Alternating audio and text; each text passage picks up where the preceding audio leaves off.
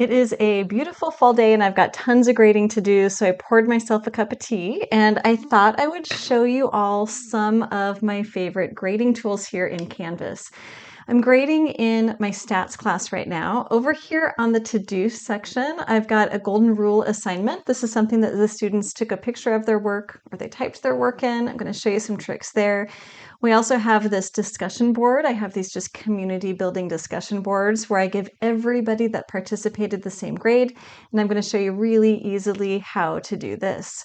Let's start by clicking on that golden rule assignment. Clicking on it from my to-do list takes me right to SpeedGrader, which is our grading view. But if I happen to be in the assignment itself or access it a different way, I just need to click on the SpeedGrader link here. Now I want to navigate to my test students. So I'm just going to click this drop-down menu and then scroll down until I get to that test student. I already went into student view and uploaded the assignment as if I was a student. A great way to test some of these features out. Now my very first favorite tool is the grading rubric, and I've got one here. Notice how I'm just clicking and holding this bar in the middle to resize my grading pane. I'm going to click on View Rubric. Now you can see that I've got it set up, but if you want to learn how to set this up, take a look at my video. I'll put a link in the description below.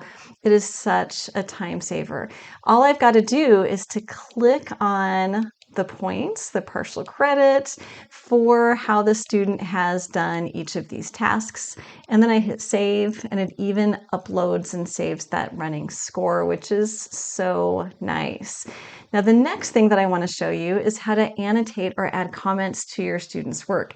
Canvas gives you a lot of different options. I'm going to go ahead and drag that middle bar again, clicking, holding, and dragging from the three dots so that we can mostly see our students' work. I'm going to zoom in just a little bit. Now this particular one is uploaded as a PDF file. This annotation that I'm going to show you only works, actually it works for a ton of things, but it only works for file uploads. What it won't work for is if a student has typed it into a text box. So I highly recommend limiting your students' options to these file uploads because it's really nice to add comments to. Now, if you look at the bar up above the student's work, you've got all sorts of different annotation options. If you're not seeing all the ones like I've got here, you probably have a little scroll bar up here in the upper right-hand corner where you can scroll up and down to see the different options. Now, my favorite one is the text option. I'm going to go ahead and just click on this. It brings up some color options and some font options, but anywhere I click, I can go ahead and type in a comment. So comment here. I can click in another place and I can put another comment really, really fast and easy. Now play around with these other tools, which is why it's so nice to have one that you've uploaded as a test student in student view. You can play around as much as you want. And I just clicked on the highlighter tool and I can highlight. Oops, I don't want to highlight all of that. So I'm going to click on the garbage can to get rid of that. Are you sure you want to delete it? Yes, I do. So I'm going to click on OK. I just wanted to highlight part of that. And then I can click on this little annotation bubble and I can add a comment here and I can say, check your grammar or whatever I want to do. So many great options.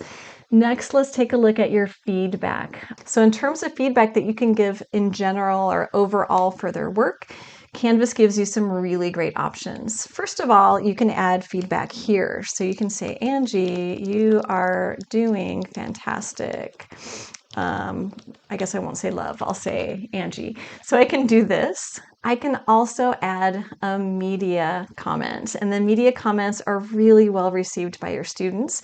Notice that it is on mic right now, but I can switch it over to a webcam. I'm going to go ahead and grab my other webcam. and then I can just start recording and it will record a media comment for me.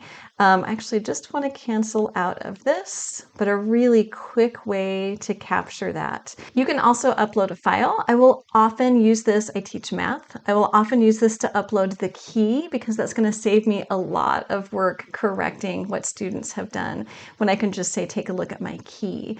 I'm going to click on submit. And once I click on submit, another really powerful tool is enabled for you. And that is this reassign button here. The reassign button will no longer be grayed out and you'll be able to click and reassign this. It does not change the due date. All it does is put it into the student's to-do list, which is why I like to do a little bit better. I will actually make a note and I'll write down the students that I'm reassigning this to. And then I will go in and give them a new due date. I don't like to leave them hanging. So let's leave our grading view and take a look at some additional tools. I'm going to go back to the assignment itself. I'm going to go ahead and click on Edit. And this is a way that you can extend a due date for a group of students. If I scroll down past the instructions, I'm going to continue to scroll down until I get to that due date. I'm going to click the Add button at the bottom. This is also a way that you can extend an assignment for a student who missed the deadline. I'm going to click on Add. And then I can start to type in students' names and then add them to the assignment and give them their own due date and their own until date. This way, those students also have a deadline rather than it just being added to their to-do list. And then of course, I'm going to hit save. My other two favorite tools are actually through the grades tab itself. Let's go ahead and click on grades. We're going to be looking at that IRL, that in real life discussion board. These are community building discussion boards that I use. This one happens to have been asking students about their favorite game. Now, I'm going to make sure that everyone submitted this. What I want to do is to give everybody 5 points, and everyone submitted. If somebody hadn't, I would click on it and then add a 0 here first. Once I've done that, I'm going to click on the 3 dots and I'm going to look for set default grade. This is so nice. I want to give everybody that full 5 out of 5, and then I hit set default grade. It takes just a second. And then I've got 25 scores updated and I can click OK. Another great tool are for any kinds of assignments that you have that are auto-graded. My students do several homework exercise sets that are automatically graded, and I want to give students an automatic 0 if they haven't turned that in. So if you take a look like at the state ability assignment or homework 3A assignment, it is giving students that haven't turned it in a little slash, which means missing, and it just doesn't count this as part of the grade. But I really want this to be a 0 instead.